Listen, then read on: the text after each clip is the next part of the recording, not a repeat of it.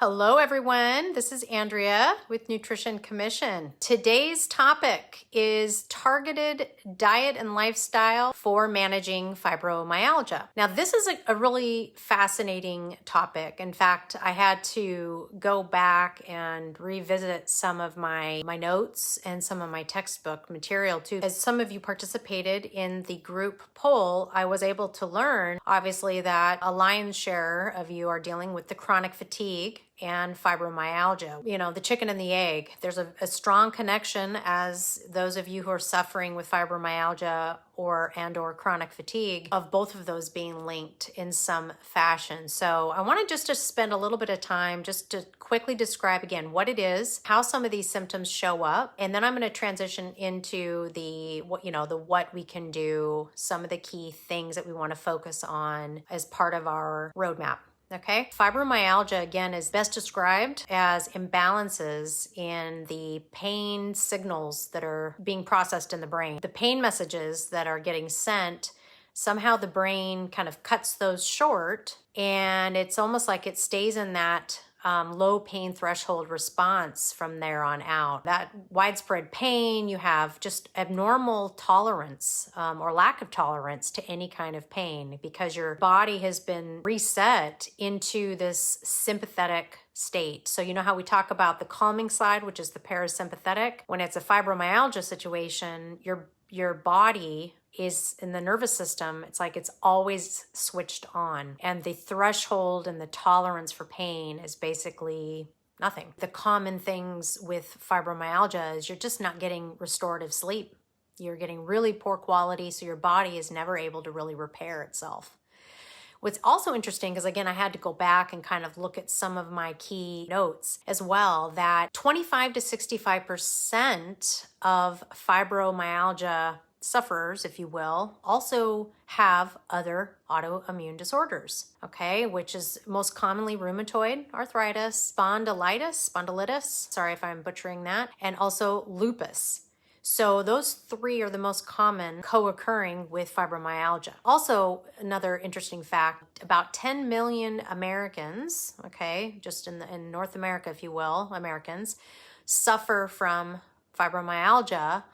And as fate would have it, of course, women are more prevalent than men to get it in a ratio of 9 women to 1 man. So somehow we just, we're the lucky ones, I guess. We can see fibromyalgia show up in so many ways. You know, the lack of sleep, digestive dysfunction, the leaky gut, a lot of commonalities across all of the autoimmune disorders. I found this one interesting as well, that when you have a condition of hypothyroidism, there's some strong linkage in terms of the connection to fibromyalgia. And in fact, if you are able to resolve the low thyroid function, this T4 to T3 conversion issue, that has been shown to resolve most cases of those people who resolve the low thyroid into kind of remission for fibromyalgia. Also interesting, the overactive bladder. You wouldn't expect that to be a common sign or symptom of fibromyalgia. We framed, what it is, a few symptoms of how it shows up, but now I want to explain what could be some of the overarching goals for you. If you're struggling with fibromyalgia, you step back, we have the medical, kind of the more medical approach, which is we definitely want to balance the hormones. When we have the adrenaline, the cortisol, we have the serotonin, so we have the brain, the neurological hormones,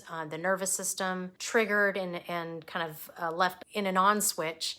We have to balance the hormones. It's really important. Your adrenals, your thyroid, and of course the nervous system has to be balanced. If you have any infections, you also want to make sure that you're addressing any infections or even viruses like Epstein-Barr can also be one of those. And in fact, I have Epstein-Barr, and there's the linkage to breast cancer and autoimmune disorders. So try to do your best, medically speaking, to remove the infections and any viruses. The medical goal, if you will, is to address the pain, okay? And of course, do what we can to get the restorative sleep. So that's kind of what I would say the 4 things medically that become important to address.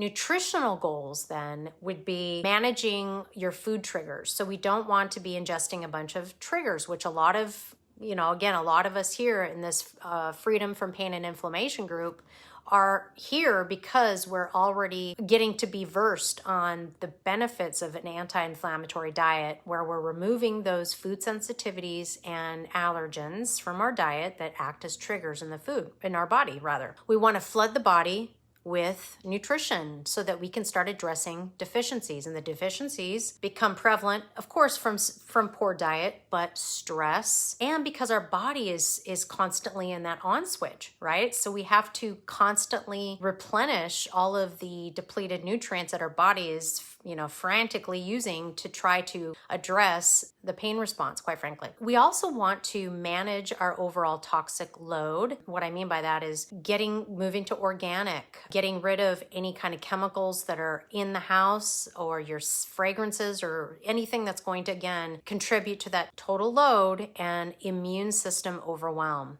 Okay. Of course, we want to manage our stress. So those would be kind of those nutritional goals, nutritional lifestyle goals, overarching. When we talk about specifics around diet, I'm going, of course, right to protein. Protein, super important for repairing tissue in the body. And if we're not getting enough, then your body is going to break down muscle, which perpetuates the fibromyalgia symptoms that you're experiencing. So we must get enough daily protein. And I'm just going to give you a general rule of thumb.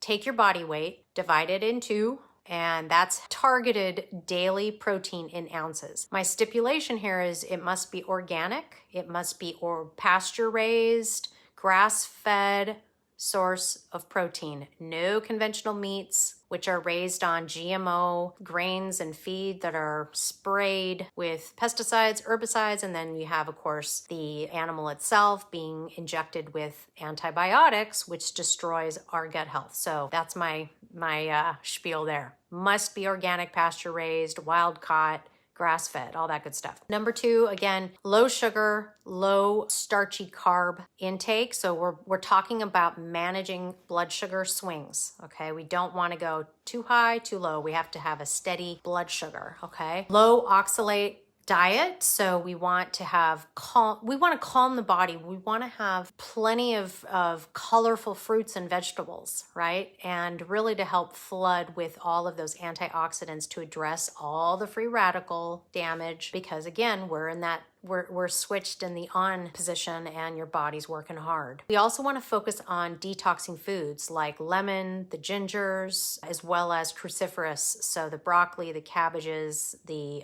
cauliflowers. And I think most of us know, but just in case, I don't want to assume anything, also working to incorporate kind of that elimination diet, but also one step further into a 4R program where we're removing the triggers, we're replacing with critical nutrients, which is kind of what I'm describing here, and then re-inoculating. We have to reintroduce probiotics, fermented foods to really help repair what usually becomes prevalent as well, right? The leaky gut situation and some of the digestive dysfunction that, we often experience in an autoimmune related condition. So now I'm going to shift gears and talk a little bit about lifestyle. 4 things I would say. Number 1, I know it's super, super, super, super hard when we're in pain, but you have to get moving. Low intensity exercise not only helps to repair, it actually works in your favor to repair joint tissue, but it will help with your muscle and your stiffness, pain, and poor sleep. If you're working out, you're actually going to get more restorative sleep. So I really want to encourage you guys to do that. It's a must. Every day, make yourself get up, even some light weights. If you have 3-pound dumbbells, you could be sitting here and just, lifting, behind your head, even doing some tricep extensions, just anything you can do to keep moving. And that is going to help your stiffness and your pain. Swimming in warm water is also excellent, obviously, for the condition, because not only are you getting the cardio, the muscle strain in a low impact way, it's just a really good exercise. Plus the warm water, of course, is very soothing, right, to the pain and loosening things up. Next, I would say try infrared saunas. Okay, super great for the detoxification, getting a good sweat, getting the blood pumping a little bit, right? And also helps with the muscle stiffness and the joint pain. Epsom salt, Also, another way, again, bath, warm Epsom salts. It's really going to help, again, soothe and help with the muscle stiffness and pain. The final one I would say is, really work on the mind-body connection. My 4 pillars as a nutritionist has been focused around diet, mindset, lifestyle, and detox. And this is kind of all things that I keep uncovering, boiled back down to that. But the mindset piece is super important. Positive, reaffirming statements that you're saying to yourself over and over and over again. Anytime you're experiencing a setback, you're training your mindset to go to the positive, not into the negative, and it does matter. So I want to leave you with that mindset. You could also, again, I should say, as a lifestyle habit, you could also incorporate acupuncture. I know I didn't bring that up, but acupuncture, very, very helpful as well for not just the detox, hormonal imbalancing, and of course, pain. Okay. So these are my tips that I leave you with today in targeted diet and lifestyle tips for fibromyalgia. I would love to hear any feedback that you may have in today's video. Please drop those in the comment box. And if there's any other questions that you have, by all means, reach out anytime. Until next time, I will see all of you very soon. Take care, and we will talk very soon. Bye-bye.